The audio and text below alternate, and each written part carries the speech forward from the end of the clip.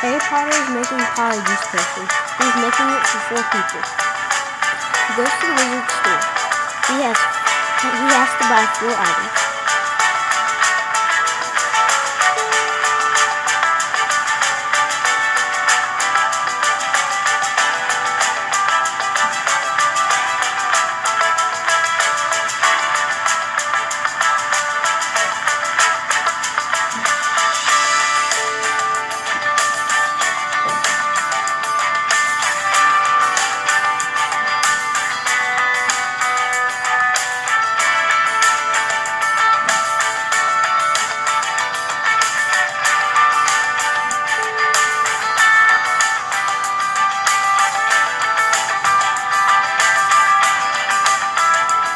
He needs to buy worm juice, pig hair, slug slivy, and spider liver.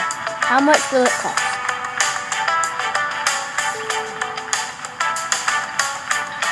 Harry Potter is making 16 total Polyjuice potions. If he makes them for 4 people, how many total potions will each person get if he gives them the same amount? Harry gave potions out for his 4 friends for Christmas.